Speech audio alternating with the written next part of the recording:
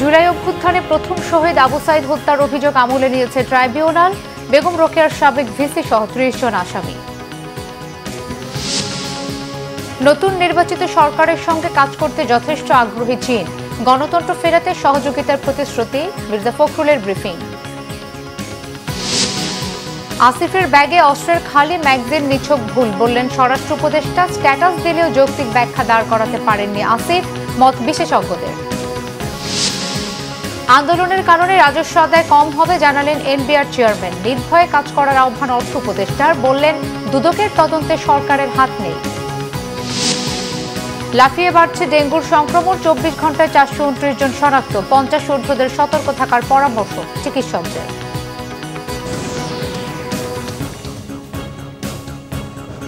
দেখছিলেন ক্রাউন সিভেন সংবাদ শিরোনাম, এবারে বিস্তারিত। জুলাই আগস্ট গণঅভ্যুত্থানের প্রতীক রংপুরের আবু সাইদ হত্যার ঘটনায় বেগম রোকেয়া বিশ্ববিদ্যালয়ের সাবেক ভিসি সহ ৩০ আসামির বিরুদ্ধে মানবতাবিরোধী অপরাধের অভিযোগ আমলে নিয়েছে আন্তর্জাতিক অপরাধ ট্রাইব্যুনাল ২। সেই সাথে পলাতক ২৬ আসামির বিরুদ্ধে গ্রেফতারি পরোয়ানা জারি করা হয়েছে। অন্য মামলায় গ্রেফতার অপর ৪ আসামিকে গ্রেফতার দেখিয়ে ট্রাইব্যুনালে হাজিরেরও নির্দেশ দিয়েছে ট্রাইব্যুনাল। চিফ প্রসিকিউটর জানিয়েছেন, মোবাইল কোর্টের মতো দ্রুততার সাথে নয়, আন্তর্জাতিক মানদণ্ড বজায় রেখে ন্যায় বিচার করতে চান তারা। আহমেদ সরোয়ারের রিপোর্ট। কোটা বিরোধী আন্দোলনে বেগম রোকেয়া বিশ্ববিদ্যালয়ের সামনে পুলিশের বন্দুকের নলের মুখে বুক চিতিয়ে দাঁড়িয়ে প্রতিবাদ করেছিলেন আবু সাইদ। কয়েক ফুট দূর থেকে পুলিশের ছোড়া গুলিতে মাটিতে লুটিয়ে পড়েন আবু সাইদ। ওই দৃশ্য গণমাধ্যমে দেখার পর জুলাই আন্দোলন স্ফুলিঙ্গের মতো ছড়িয়ে পড়ে সারা দেশে। ছাত্রদের আন্দোলন রূপ নেয় সব শ্রেণী পেশার মানুষের দুর্বার আন্দোলনে। চলতি বছর ফেব্রুয়ারিতে আবু সাইদের পরিবার পক্ষ থেকে আন্তর্জাতিক অপরাধ ট্রাইব্যুনালে অভিযোগ জমা দেয়া হলে শুরু হয় তদন্ত। ২৪ জুন তদন্ত প্রতিবেদন প্রসিকিউশনে জমা দেয় তদন্ত সংস্থা। যাচাই বাছাই শেষে সোমবার তা আনুষ্ঠানিকভাবে ট্রাইব্যুনালে দাখিল করা হয়, যেখানে আসামি করা হয়েছে বেগম রোকেয়া বিশ্ববিদ্যালয়ের সাবেক ভিসি হাসিবুর রশিদ সহ ৩০ জনকে। আবু সাইদের গুলিবিদ্ধ হওয়ার গণমাধ্যমে প্রচারিত ভিডিও ফুটেজ দেখানো হয় ট্রাইব্যুনালে। পরে বিচারপতি নজরুল ইসলাম চৌধুরীর নেতৃত্বে আন্তর্জাতিক অপরাধ ট্রাইব্যুনাল অভিযোগ আমলে নিয়ে আদেশ দেন। আগামী 10ই জুলাই পরবর্তী শুনানির জন্য দিন ধার্য করেছেন।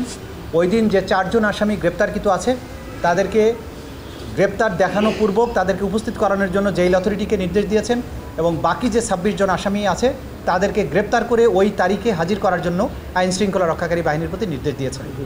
সেই দিন আসামিদের উপস্থিতির পরে বিচারের জন্য যে স্বাভাবিক কার্যক্রম সেটা গৃহীত হবে। যদি সকল আসামি গ্রেপ্তার করা না যায় তাহলে পলাতক আসামিদের ব্যাপারে স্টেট ডিফেন্স লয়ার নিয়োগ করার জন্য আদালত আদেশ দিতে পারেন এবং তার মাধ্যমেই আনুষ্ঠানিক বিচারের যাত্রা শুরু হয়ে যাবে।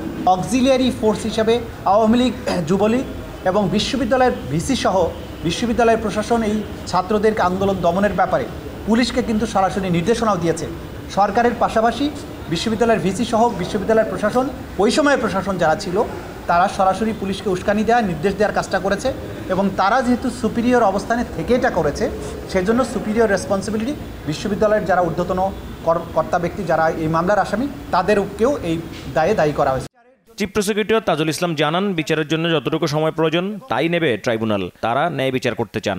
এই বিচার যেটা জাতির একটা বড় প্রায়োরিটি এবং ভবিষ্যতে এই অপরাধের রিকারেন্স ঠেকানোর জন্য রাষ্ট্রকে যে জায়গায় যেতে হবে সেই জায়গাটা নির্ধারণ করার ব্যাপারে আমরা দিনরাত কাজ করছি।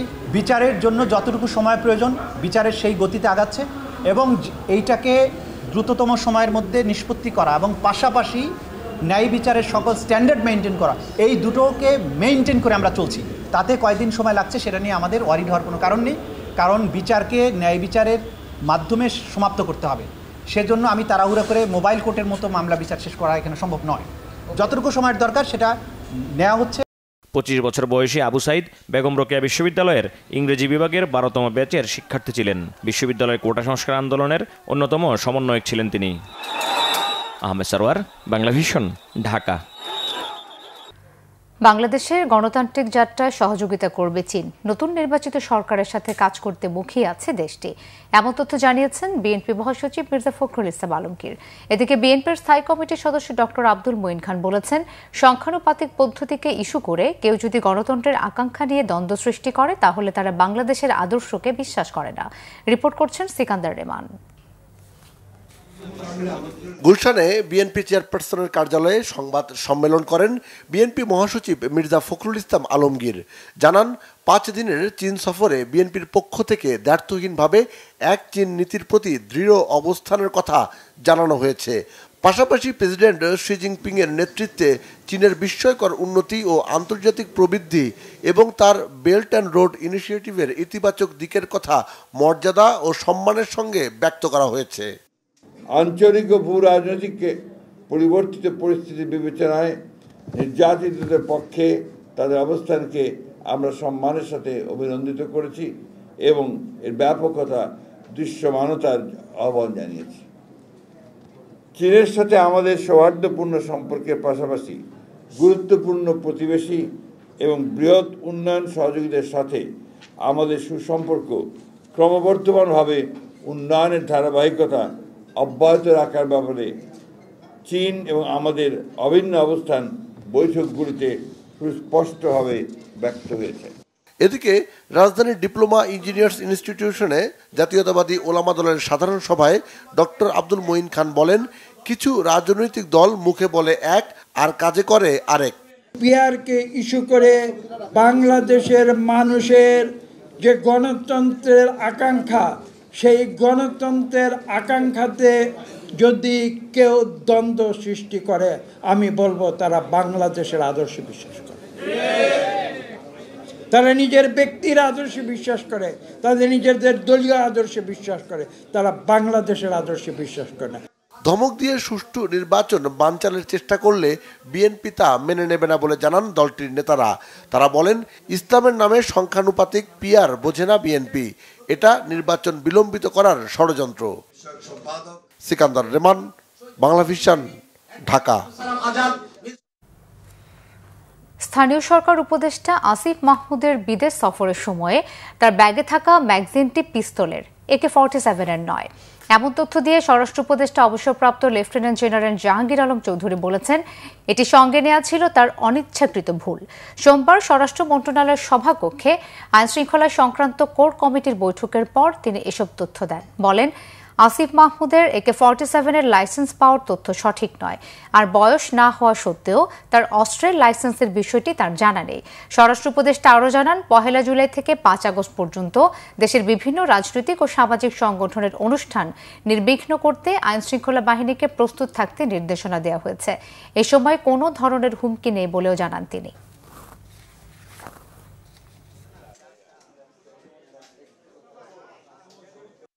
AK-47 না, এটা তারই একটা লাইসেন্সকৃত হাতিয়ার, পিস্তলের একটা ম্যাগজিন দিয়ে থাকে, একটা খালি ম্যাগজিনটা, ওইটা ভুলে ওনার রয়ে গেছিল। ওইটা যে হোক, এই প্রিভিলেজটা যেন কারো ক্ষেত্রে না হয়, সবার ক্ষেত্রে যেন আইনটা একইভাবে প্রয়োগ করে, এই জন্য বলা হয়েছে।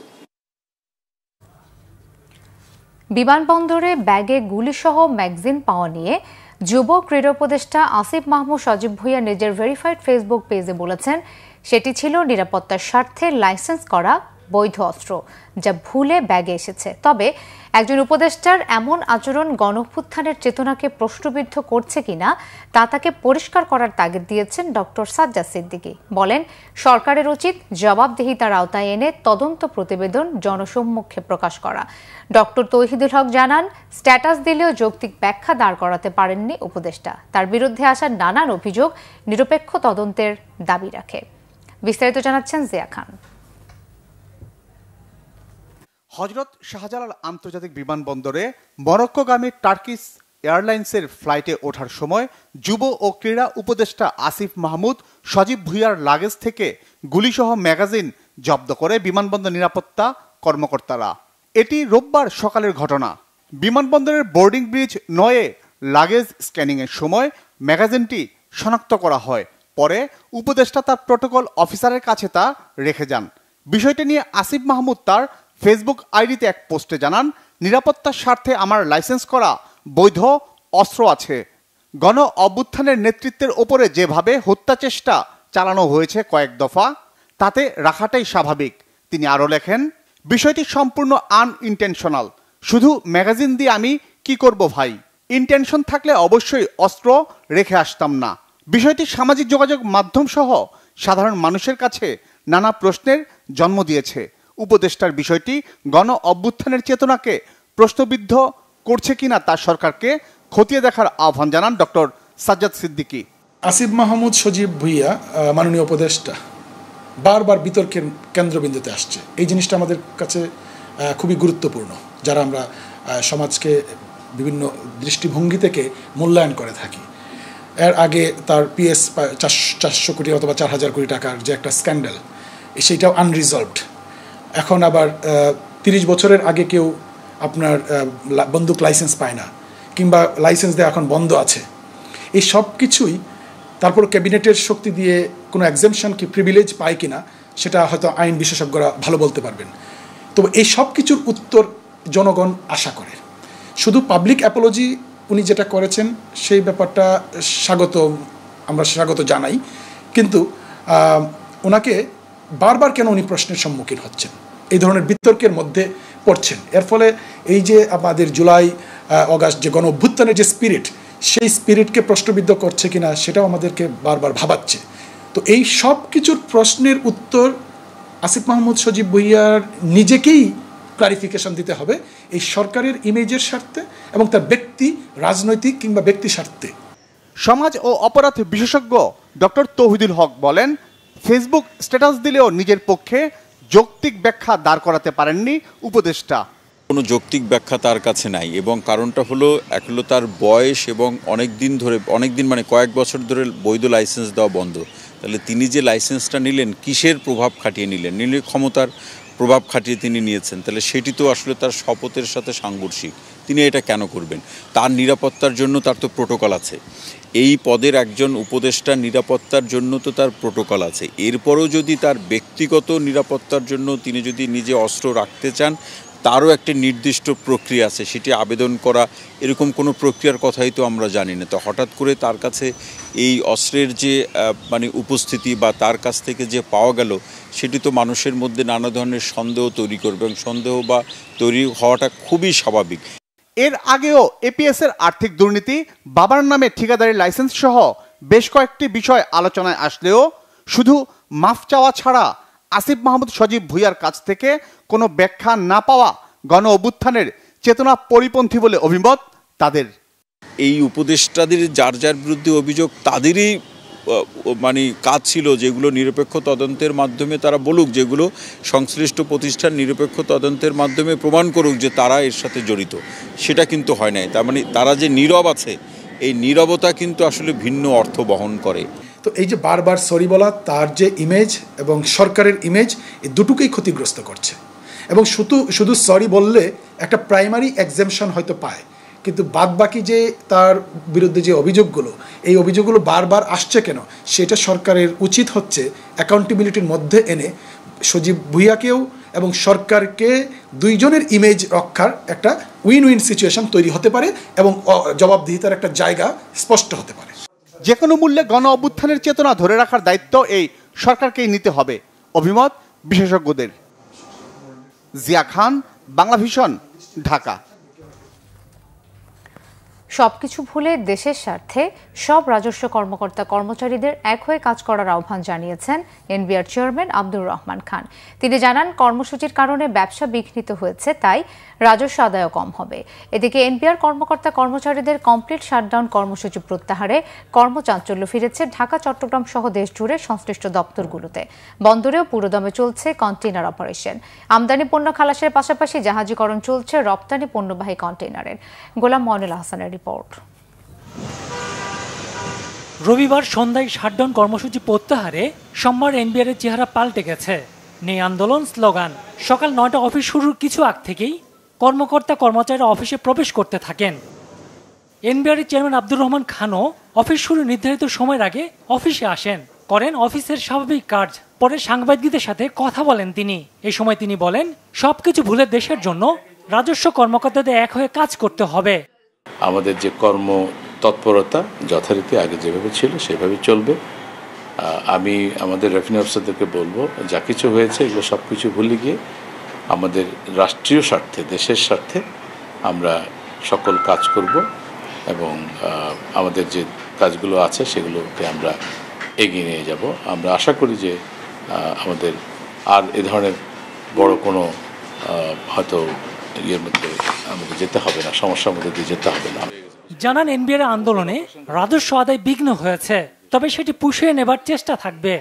ট্যাক্স অফিসগুলো, ভ্যাটের দপ্তরগুলো সবাই কাজ করছে। যেহেতু আজকে 30 তারিখ, রেভিনিউগুলো পাইপলাইনে আছে, সেগুলোকে ট্রেজারিতে নিয়ে আসার একটা ক্রমাগত চেষ্টা থাকে।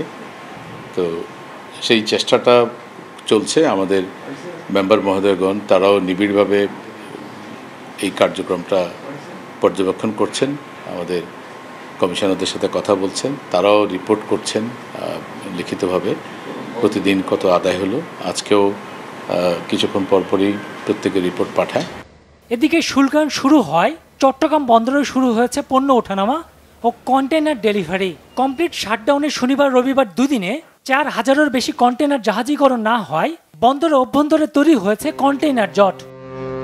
গোলাম মনিরুল হাসান, বাংলা ভিশন, ঢাকা। এনবিআর কর্মকর্তা কর্মচারীদের কমপ্লিট শাটডাউন কর্মসূচি প্রত্যাহার করায় কর্মচাঞ্চল্য ফিরেছে ঢাকা, চট্টগ্রাম সহ দেশজুড়ে সংশ্লিষ্ট দপ্তরগুলোতে। সকাল থেকে কাজে যোগ দিয়েছেন চট্টগ্রাম কাস্টমস হাউসের বেশিরভাগ কর্মকর্তা। আমদানি রপ্তানি পণ্যের শুল্কায়ন শুরু হওয়ায় খুশি ব্যবসায়ী, সিএনএফ এজেন্ট ও তাদের প্রতিনিধিরাও। এদিকে শুল্কায়ন শুরু হওয়ায় চট্টগ্রাম বন্দরেও শুরু হয়েছে পণ্য উঠানামা ও কন্টেইনার ডেলিভারি। তবে গত দুদিনে 4000-এরও বেশি কন্টেইনার জাহাজীকরণ না হওয়ায় বন্দরের অভ্যন্তরে তৈরি হয়েছে কন্টেইনার জট। এছাড়া বহির্নোঙরেও বেড়েছে পণ্য বোঝাই জাহাজের সংখ্যা, যা স্বাভাবিক হতে আরও কয়েকদিন সময় লাগবে বলে জানিয়েছে কর্তৃপক্ষ। এনবিআর বিভক্তিকরণের প্রতিবাদ ও প্রতিষ্ঠানটির চেয়ারম্যানের অপসারণের দাবিতে গত দুদিন কমপ্লিট শাটডাউন কর্মসূচি পালন করে কাস্টমস কর্মকর্তা কর্মচারীরা। এতে অচলাবস্থা তৈরি হয় কাস্টমস হাউস ও বন্দরে। বন্ধ থাকে সব ধরনের শুল্কায়ন ও আমদানি রপ্তানি।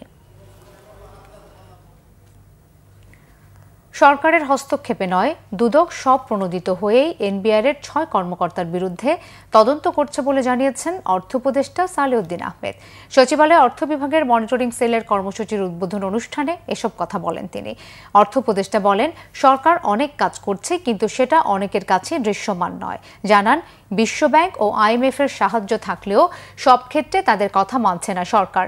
বাংলাদেশ ব্যাংক প্রসঙ্গে সালেউদ্দিন আহমেদ বলেন, গত সরকারের সময় সবাই এজেন্ট ছিলেন, কেউ কেন্দ্রীয় ব্যাংকের গভর্নর ছিলেন না। এনবিআর কর্মকর্তাদের কাজে ফেরা প্রসঙ্গে উপদেষ্টা বলেন, জাতীয় স্বার্থের বিপক্ষে গিয়ে সব কার্যক্রম একদম বন্ধ করে দেয়া কোনোভাবেই কাম্য হতে পারে না। আন্দোলন যা হবার হয়েছে, এখন নির্ভয়ে ঠিকভাবে কাজ করার নির্দেশ দিয়েছেন তিনি। সবাইকে স্বচ্ছতা নিশ্চিত করে কাজ করার আহ্বানও জানান অর্থ উপদেষ্টা। দুদকও আমাদের ব্যাপারটা, দুদক দেখবে যদি ফ্যাক্ট থাকে সে করবে। আর এটা ভাবতে পারেন যে এই সময় ওরা শুরু করলো কেন, কিন্তু শুধু এনবিআর না, দুনিয়ার লোকের এসে আমার কাছে ডেইলি লোক আসে, আমার অ্যাকাউন্ট বন্ধ হয়ে গেছে, কত কিছু। সরকারের সাথে একটা ইসে থাকতে পারে, কিন্তু একটা জাতীয় স্বার্থে একদম বন্ধ করে দেয় একটা সার্ভিস, এটা কোনো যুক্তিটা গ্রহণযোগ্য। হ্যাঁ, আমাদের সাথে তাদের মতামত থাকতে পারে, আমি বহু আগে বলেছি, কিন্তু পোর্ট বন্ধ করে দেবো, এটা তো প্রাইভেট প্রপার্টি না। আমার ফ্যাক্টরি, বিস্কিটের ফ্যাক্টরি বন্ধ করে দিলাম, তাই না? বা আমার কোকাকোলার ফ্যাক্টরি আমি বন্ধ করে, এটা সরকারের যিনি, and you are paid by the government, রাজস্ব আমি কোথেকে পাই, এটা বন্ধ করে দাও। যাই হোক, এখন তাদের এই সেই জিনিসটা রিজলভ হয়েছে, তারাও রেশনালি আমি বলবো কাজ করেছে, তারও যুক্তিসঙ্গতভাবে, এবং এটার সলিউশন করা তেমন ডিফিকাল্ট না। 5 জন উপদেষ্টা আছে, 5 জন উপদেষ্টা ওটা হিয়ারিং দেবে, সলভ করবে, মানে তারা রিকমেন্ডেশন দেবে, পরে আসবে। আওয়ামী লীগ সরকারের আমলে করা নবায়নযোগ্য জ্বালানি খাতের 37টি চুক্তি ঢালাওভাবে বাতিল না করে পর্যালোচনায় বিশেষ কমিটি গঠনের পরামর্শ দিয়েছে সিপিডি। সেমিনারে জানানো হয়, সরকারি সিদ্ধান্তের ফলে 15টি কোম্পানির $30 কোটি বিনিয়োগ ক্ষতির মুখে পড়েছে। এ বিষয়ে কার্যকর পদক্ষেপ না নিলে এই দেশ সম্পর্কে বিদেশি বিনিয়োগকারীদের কাছে ভুল বার্তা যাবার শঙ্কা বিশেষজ্ঞদের। জিয়াউল হক সবুজের রিপোর্ট। কার্বন নিঃসরণ কমাতে তেল, গ্যাস ও কয়লা নির্ভর জীবাশ্ম জ্বালানির পরিবর্তে নবায়নযোগ্য জ্বালানির পথে বিশ্ব অর্থনীতি। এ পথে হাঁটছে বাংলাদেশও। কিন্তু 2030 সাল নাগাদ মোট জ্বালানির 20% এবং 2041 সাল নাগাদ 30% নবায়নযোগ্য শক্তির উৎস থেকে উৎপাদনের টার্গেট ঠিক করা হয়েছে। নবায়নযোগ্য জ্বালানিতে চীনের বিনিয়োগ ও চ্যালেঞ্জ নিয়ে গবেষণায় উদ্যোক্তারা বলছেন, নবায়নযোগ্য জ্বালানির উৎপাদন 3% থেকে 1 লাফে 20% উন্নীত করার টার্গেট খুবই উচ্চাভিলাষী। এরপরও এ খাতে বিনিয়োগ খুবই কম। এই অবস্থায় আওয়ামী লীগের সময় করা 37টি চুক্তি পুরোপুরি বাদ না দিয়ে পুনর্বিবেচনার পরামর্শ বিশ্লেষকদের। আমরা মনে করি ওই 37টি এলওআই এর ভিতরে সবগুলোই রাজনৈতিক উদ্দেশ্য প্রণোদিত মনে করার দরকার নেই। এটাতে বিদেশি বিনিয়োগকারীরা রয়েছেন, তারা ইতিমধ্যে বিনিয়োগ করে ফেলেছেন এবং প্রায় $300 মিলিয়ন মতো বিনিয়োগ হয়েছে। এখন তারা এটা যখন ক্যান্সেল হচ্ছে, এই অর্থ তারা ফেরত দিতে পারছেন না, যে জমি কিনছে সেটা তারা বিক্রিও করতে পারছেন না। এই যে একটা বড় স্ট্যান্ডার্ড অ্যাসেট নিয়ে তারা বসে আছে, এটা আমাদের বিনিয়োগ পরিবেশের জন্য ইতিবাচক নয়। এই যে বিনিয়োগ এটি বিপন্ন, ফলে আমার ধারণা যে রিভিউর যদি সুযোগ থাকে সরকার নিঃসন্দেহে সেই সুযোগ নেবেন এবং যেগুলি উপযুক্ত সেগুলি রিভিউ হয়তো করবেন। এ খাতের বিনিয়োগকারী ও বিশ্লেষকরাও বলছেন, বিদেশি বিনিয়োগ বাড়াতে প্রণোদনার চেয়েও জরুরি চিহ্নিত বাধা দূর করা। As a foreign investor, what they have to do is so much that they factor such risk, such overwork into their tariff. Finally, the purpose is to get the project financeable or bankable. অনুষ্ঠানে পুরনো চুক্তি পুনর্বিবেচনার পক্ষে মত দেন নিয়ন্ত্রক সংস্থা বিইআরসির চেয়ারম্যানও। জ্বালানি নিরাপত্তার স্বার্থে সঠিক নীতিমালা প্রণয়নের পরামর্শ দেন বিশেষজ্ঞরা। জিয়াউল হক সবুজ, বাংলাভিশন, ঢাকা। লাফিয়ে বাড়ছে ডেঙ্গুর সংক্রমণ। গত 24 ঘন্টায় কোনো মৃত্যু না হলেও সারা দেশে নতুন করে হাসপাতালে ভর্তি হয়েছেন 429 জন। ধীরগতিতে বাড়ছে করোনাও। স্বাস্থ্য অধিদপ্তরের তথ্য মতে করোনার তুলনায় ডেঙ্গুর সংক্রমণ অনেক বেশি। গেল 10 দিনে হাসপাতালে করোনার চেয়ে 10 গুণ বেশি রোগী ডেঙ্গু নিয়ে ভর্তি হয়েছেন। এদিকে করোনা ও ডেঙ্গুতে এবার মৃত্যুর হার কম থাকলেও 50 ঊর্ধ্ব ব্যক্তিদের সতর্ক থাকার পরামর্শ জনস্বাস্থ্য বিশেষজ্ঞদের। বিস্তারিত মুবাশির আহমদের রিপোর্টে। দেশে করোনা সংক্রমণ বাড়ছে ধীরে ধীরে, তবে দ্রুতগতিতে বাড়ছে ডেঙ্গু আক্রান্তের সংখ্যা। স্বাস্থ্য অধিদপ্তরের তথ্য মতে গেল 10 দিনে ডেঙ্গুতে আক্রান্ত হয়েছেন 3221 জন। মৃত্যু হয়েছে 12 জনের। ডেঙ্গুতে মৃত্যু বেশি ঢাকা দক্ষিণ সিটি কর্পোরেশনে। হাসপাতালগুলোতেও প্রতিদিনই বাড়ছে ডেঙ্গু রোগীর সংখ্যা।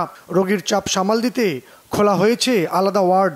করোনা, ডেঙ্গু বা চিকুনগুনিয়ার লক্ষণ প্রায় একই, তাই সঠিক রোগ নির্ণয়ের স্বার্থে জ্বর দেখা দিলেই অবহেলা না করার পরামর্শ চিকিৎসকদের।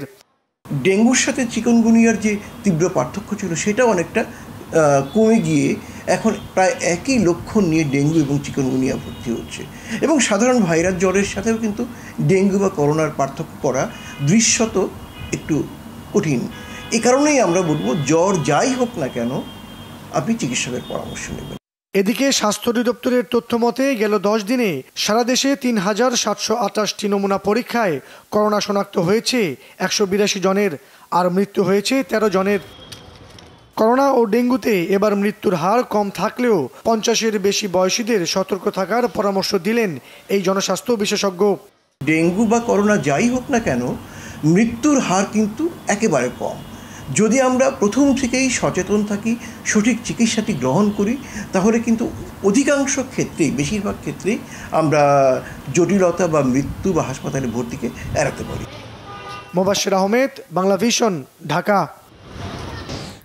গ্লোবাল ইসলামী ব্যাংকের প্রায় 50 কোটি টাকা আত্মসাতের অভিযোগে বিতর্কিত শিল্পগোষ্ঠী এস আলম পরিবারের 3 সদস্য সহ 26 জনের বিরুদ্ধে 2টি মামলা করেছে দুর্নীতি দমন কমিশন দুদক।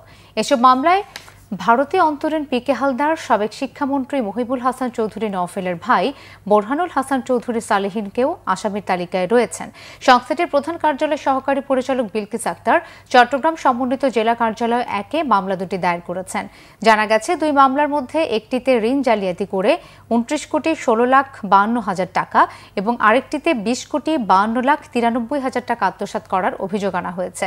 মামলায় এস আলম গ্রুপের কর্ণধার সাইফুল আলম মাসুদের ভাই ওসমান গনি, ভাগ্নে মোস্তান বিল্লাহ আদিল ও জামাতা বেলাল আহমেদকে আসামি করা হয়েছে। ব্যাংকটির সাবেক ব্যবস্থাপনা পরিচালক হিসেবে পিকে হালদারকে ও বোরহানুল হাসান চৌধুরীকে পরিচালক হিসেবেও আসামি করা হয়েছে। জুলাই আন্দোলন চলাকালে তুহিন হত্যা মামলায় সাবেক মেয়র আইভিকে 7 দিনের রিমান্ডের আবেদনের শুনানি শেষে আগামী 7 জুলাই পরবর্তী শুনানির দিন ধার্য করেছেন আদালত। নারায়ণগঞ্জের সিনিয়র জুডিশিয়াল ম্যাজিস্ট্রেট মাইনুদ্দিন কাদেরের আদালত এ আদেশ দেন। এ সময় সাবেক মেয়র আইভীকে কাশিমপুর কারাগার থেকে ভার্চুয়ালি যুক্ত করা হয়। শুনানির সময় আইভীর আইনজীবীরা আদালতে জানান, গত 23 মে উচ্চ আদালতে তার জামিনের জন্য আবেদন করা হয়েছে। এ সময় বিচারক জানান, উচ্চ আদালতে জামিন আবেদন বিবেচনায় থাকায় বিষয়টি নিষ্পত্তি না হওয়া পর্যন্ত রিমান্ড মঞ্জুর করা যাবে না। মামলা সূত্রে জানা যায়, বৈষম্য বিরোধী আন্দোলন চলাকালে গত বছরের 20 জুলাই ঢাকা চট্টগ্রাম মহাসড়কের নারায়ণগঞ্জের সিদ্ধিরগঞ্জের শিমরাইল এলাকায় মাথায় গুলিবিদ্ধ হয়ে নিহত হয় রিকশা চালক তুহিন। এ ঘটনায় নিহতের স্ত্রী আলিয়া আক্তার মিম বাদী হয়ে গত বছর 13 সেপ্টেম্বর 99 জনের নাম উল্লেখ করে একটি হত্যা মামলা দায়ের করেন। মামলায় 11 নম্বর আসামি সেলিনা হায়াত আইভী। চীনের সাথে অভিজ্ঞতা বিনিময় করে রাজধানীর বাতাসের মান উন্নয়নে ধাপে ধাপে কাজ করা হবে বলে জানিয়েছেন পরিবেশ, বন ও জলবায়ু পরিবর্তন বিষয়ক উপদেষ্টা সৈয়দ রিজওয়ান হাসান। সকালে সচিবালয়ে বায়ু দূষণ নিয়ন্ত্রণে চীনের বিশেষজ্ঞ দলের সাথে মতবিনিময় শেষে একথা বলেন তিনি। ঢাকার আশেপাশের ইটভাটা সরিয়ে নো ব্রিক ফিল্ড জোন ঘোষণা করার লক্ষ্য নিয়ে সরকার কাজ করছে বলেও জানান উপদেষ্টা। বলেন, বায়ু দূষণ কমাতে অক্টোবরের আগে রাজধানীর ভাঙাচোরা সড়ক মেরামত করা হবে। এছাড়া নতুন করে 250 বাস কিনে বিআরটি এর পুরনো বাস সরিয়ে ফেলা হবে বলেও জানান সৈয়দ রিজওয়ানা। জানান, এই জন্য সড়ক পরিবহন মন্ত্রণালয়ের সাথে একসাথে কাজ করা হবে। যে আমাদের স্বল্পমেয়াদী, মধ্যমেয়াদী, দীর্ঘমেয়াদী ব্যবস্থা এবং কন্টিনিউয়াস প্রসেসে কাজ করতে হবে।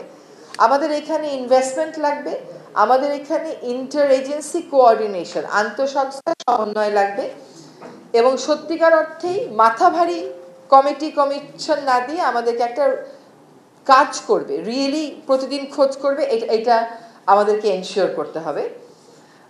আমরা বায়ুমান উন্নয়ন করে ফেলবো এরকম কথা বলতে পারছি না, কিন্তু অন্তত ধূলি দূষণটা কমানোর মাধ্যমে নগরবাসীকে স্বস্তি দেওয়ার চেষ্টাটা আমরা এই বছর করব।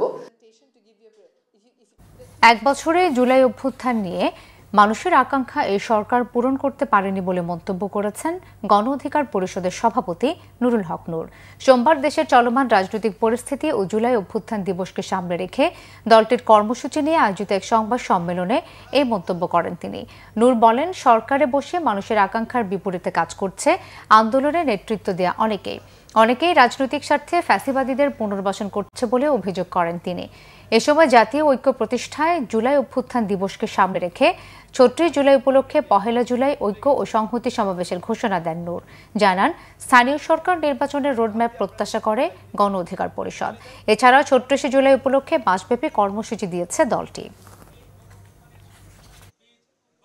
মানুষ যে আকাঙ্ক্ষা নিয়ে এই ছাত্র আন্দোলনকে সমর্থন করে সম্পৃক্ত হয়ে একটা গণ অভ্যুত্থানের রূপ দিয়েছে, দুঃখজনক হলেও সত্য, আজকে এই জুলাইয়ের বর্ষপূর্তিতে দাঁড়িয়ে আমাদেরকে বলতে হচ্ছে মানুষের সেই আকাঙ্ক্ষা পূরণ হয় নাই। মানুষ প্রচণ্ড রকমের ক্ষুব্ধ এবং হতাশ হচ্ছে। আন্দোলনের নেতৃত্বে থেকেও কিংবা সরকারের থেকেও অনেকেই জন আকাঙ্ক্ষার বিপরীত কর্মকাণ্ডে লিপ্ত হয়েছেন। যে সমস্ত কর্মকাণ্ড প্রকারান্তি মানুষের সাথে প্রতারণার শামিল। আমার দেশ পত্রিকার সম্পাদক মাহমুদুর রহমান বলেছেন, জুলাই গণঅভ্যুত্থানের বীর শহীদরা দেশের গৌরব। তাদের আত্মত্যাগের কারণে ভয়ঙ্কর ফ্যাসিবাদের কবল থেকে মুক্তি পেয়েছে বাংলাদেশ। দুপুরে রাজধানীর শাহবাগে জুলাই শহীদ স্মৃতি ফাউন্ডেশন কার্যালয়ে আয়োজিত 21 পদকের অর্থ হস্তান্তর অনুষ্ঠানে তিনি এসব কথা বলেন। গণঅভ্যুত্থানে আহতদের চিকিৎসার পাশাপাশি পুনর্বাসন এবং শহীদ পরিবারগুলোকে সব ধরনের সহযোগিতার আহ্বান জানান মাহমুদুর রহমান। জুলাই ফাউন্ডেশনে আসতে পরে নিজেকে ধন্য বলে মনে করেন তিনি। বলেন, ফ্যাসিবাদ মুক্ত হওয়ার পেছনে প্রত্যেকের অবদান রয়েছে।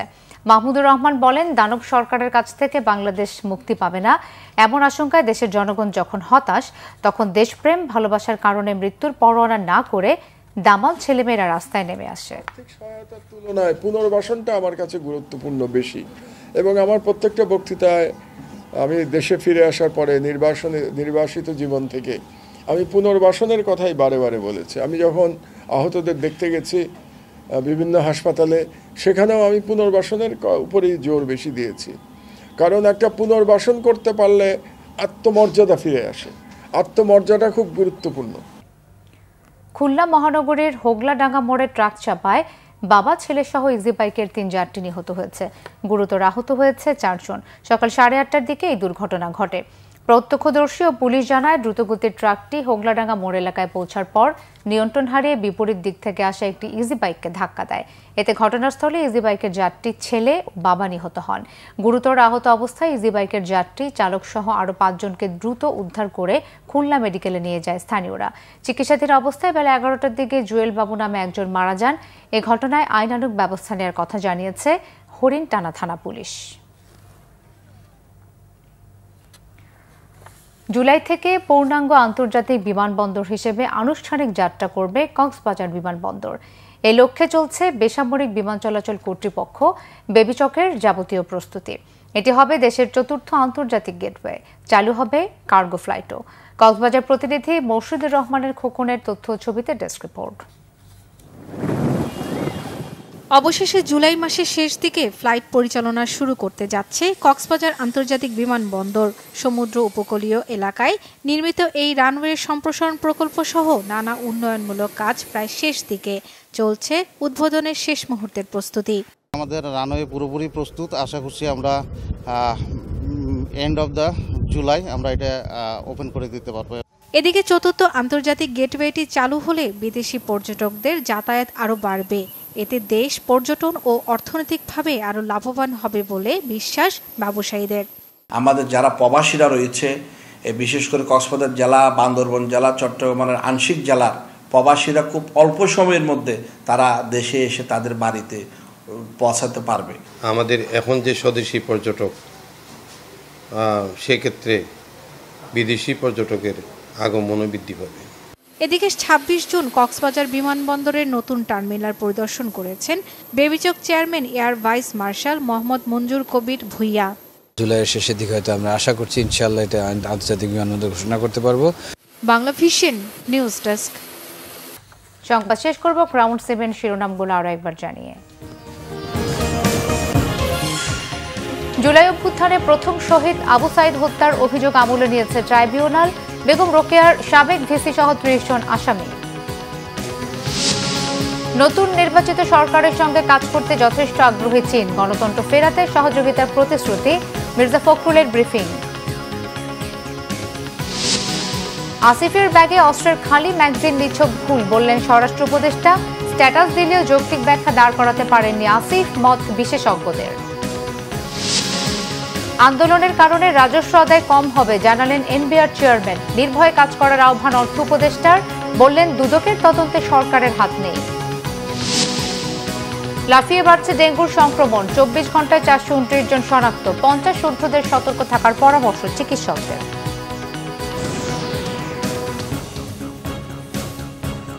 এই ছিল এখনকার মতো। পরের সংবাদটা 10:30। এর আগে 9টায় রয়েছে নিউজ 20 দেখার আমন্ত্রণ রইল। এছাড়া বাংলা ভিশন সংবাদ ও সংবাদ সংশ্লিষ্ট অনুষ্ঠান দেখতে ভিজিট করুন www.bbnews24.com ও facebook.com/বাংলাভিশন নিউজ এবং সাবস্ক্রাইব করুন youtube.com/বাংলাভিশন নিউজ। ধন্যবাদ।